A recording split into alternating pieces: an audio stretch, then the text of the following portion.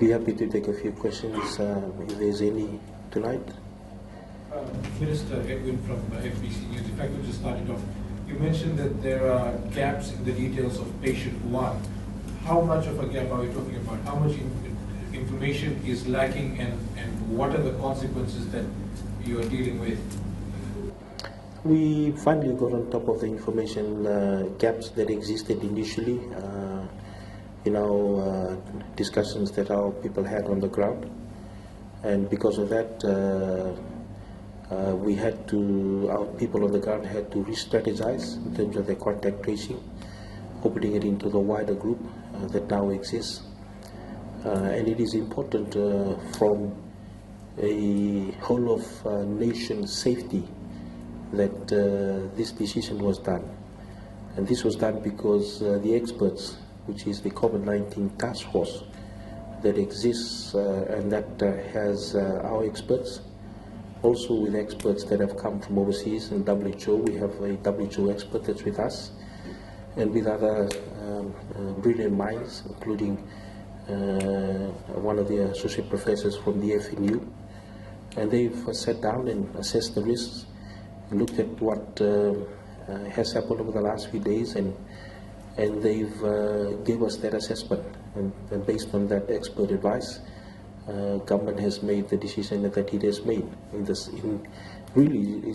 to make sure that we're leaving no stones unturned, as the statement has said, and that we're making sure that not only is Lautoka safe, but also the rest of Fiji is safe. Is it a case of a few days being unaccounted for, or a matter of the patient having been in contact with a lot more people that you may not have informed the authorities about? That may be the case. Again, this is something that the task force discusses. I'm not privy to that discussion, but certainly their advice is something that we work on and act on. Thank you. In terms of the extension of the confined area in Lautoka, you mentioned that this is a whole-of-nation approach, but there are a lot of people in Lautoka who would actually be looking forward to the restrictions being removed. They want to be able to get out and about. What would you say to them? To the people in Lautoka, I mean, all of us here have family and friends. I have, some of my best friends who are senior doctors in Lautoka, and we know that we all feel with them about the challenges that they face at the moment. But I think the most important thing is they're making a sacrifice for everyone. They're making a sacrifice so that we can be able to flush out this virus, if it still does exist, and to make sure that at the end of the day that we have we have safely put this behind us, and that is the whole aim of our objective. One thing that we have to collectively appreciate is the fact that we are now going to on 6 to 7 days where we haven't had a new case appear in Fiji. In other words, that doesn't mean that we are completely free. You've seen what's happened in other countries. They've had a lull, then they had a spike. There are people that are saying that we might have a spike. We want to make it very clear that we are making sure that we leave no stones unturned, that we intend not to have a spike. And the only way we can do that is to make sure that we are guided by expert opinion, and we're making the decisions for the benefit of everyone. And such is the dilemma that appears sometimes with difficult infectious diseases, but they're made in the best interest of everyone. I know that some schools have been identified as possible isolation centers. Would you have details of how many schools and whether there's been discussion of these venues staying closed for a longer term than the school break which is currently on? As Dr. Chimes has alluded to, we've identified isolation facilities. These have been because of discussions that have happened within government, and also organizations that have stewardship over these institutions that have offered them to us. But we've also been blessed by organizations such as the Fiji hotel industry actually coming forward and wanting to support us with simple things such as mattresses and blankets. And so all these put together have actually prepared us, and we need to be 2 steps ahead. And I think that's one thing that the incident management team by Dr. James Fong, one thing they keep on that we press upon them, and they're actually doing, is making sure that we are 1 or 2 steps ahead of whatever's in front of us. Sir, Angela from the Fiji Times. After March 19, when we recorded our first case, there were still several flights in operation. And I understand that when government announced the ban on some destinations abroad, PM had also said that Fijians coming in had to go for 14-day mandatory self-isolation. I just wanted to know how the ministry is monitoring those who came on those flights that arrived in Fiji after our first case was recorded. As alluded to in the statement, one thing that we are grateful for is that quite a lot of people have actually adhered to the instructions that have been placed. But certainly there are people that haven't adhered to the instructions. We've had our people on the ground in terms of talking to them, randomly visiting. But again, we can't be there all the time. And I think this is where we talk about responsibility as a nation, responsibility as individuals, showing leadership. If you are asked to isolate yourself or self-quarantine yourself, please do it. Because if you are found outside of your home, you can be taken to task.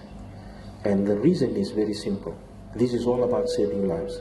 I've said it before, and keep on saying it again. This government values the lives of all Fijians. Lives are priceless.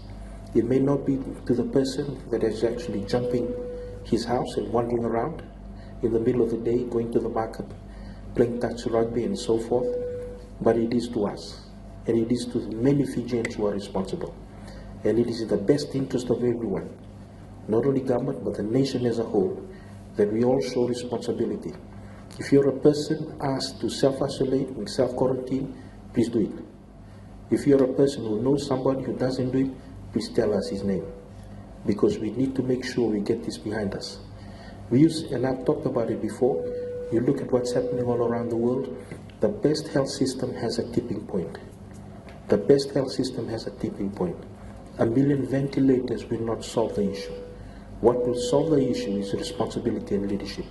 And that is not only the task of the Ministry of Health or the police or government, that's the task of everyone. So would you be able to know if any of the passengers on these flights had come forward to the ministry showing any symptoms? I cannot tell you specifically who they may be. I can also tell you those who have contacted our hotline. Our people have been to visit them. They've been tested, and so far all have been negative.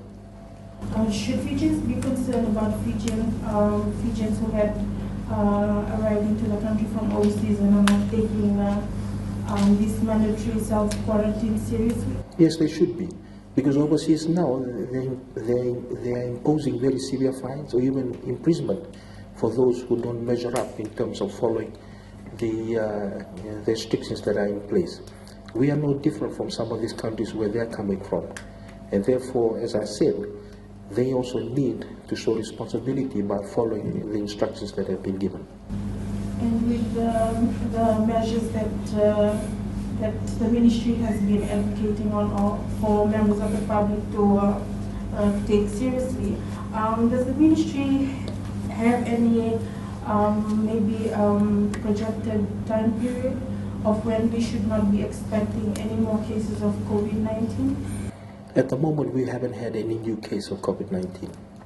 We are hoping, and I believe the whole nation is hoping, that it will remain that way. The only way that we can know that it continues to be zero is that we keep on being pedantic about the way that we do things, making sure that the fever clinics are running well, making sure that we are comprehensive in our efforts around Lautoka. I've been told this afternoon that as of tomorrow morning there will be 30 teams of medical staff and other agencies supporting us working around Lautoka, and really just comprehensively going through the area of containment to make sure that we're not missing anything. So it seems like you're describing the entire confined area.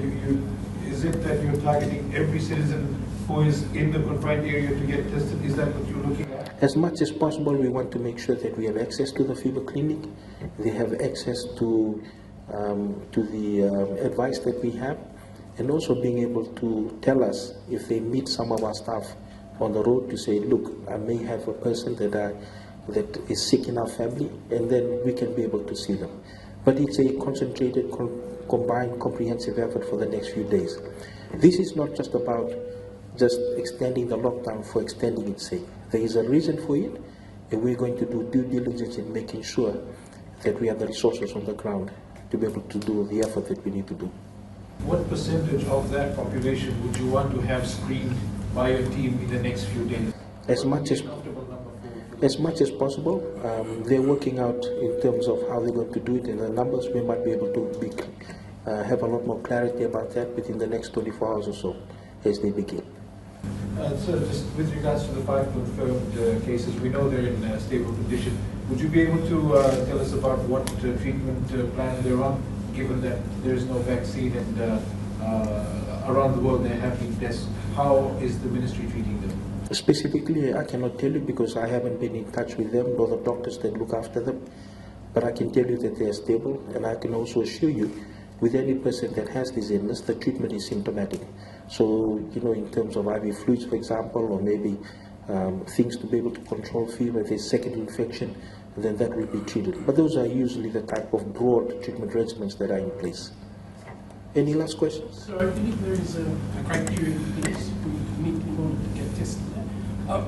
Is the ministry considering widening that criteria or maybe opening options to population testing? We have actually, in a way, widened our criteria. We widen it for those who are attending one of our hospitals who are very sick with a respiratory illness. We actually ask them. So we've already done that. So I understand that you were visiting the Western Division with Minister Waqainabete and Minister Senator. Can you just elaborate now on this visit? Thank you. The visit was actually just to be able to meet our people on the ground. We are very grateful to civil servants all around the country, the Minister of Health, doctors, nurses, for the hard work that they're doing, also the disciplined forces for the support that they've been giving us. These are not normal times, these are challenging times, and they have been at the coalface, not only Minister of Health staff, but also other staff from within government agencies. So being able to go and meet them, let them tell us their stories on the ground, and being able to understand some of the challenges that they have, but also just reassuring them that we're in this fight together, and we have to win it together. So the Forestry School has actually just been Minister Waqainabete is treated as it is just a new isolation center. What other facilities outside of MOH are you guys looking at? So, as you alluded to, that's a place that's been identified. As I've also alluded to earlier, we're looking 2 or 3 steps ahead. I've said in the beginning when we talked about this COVID-19, we have a layered approach.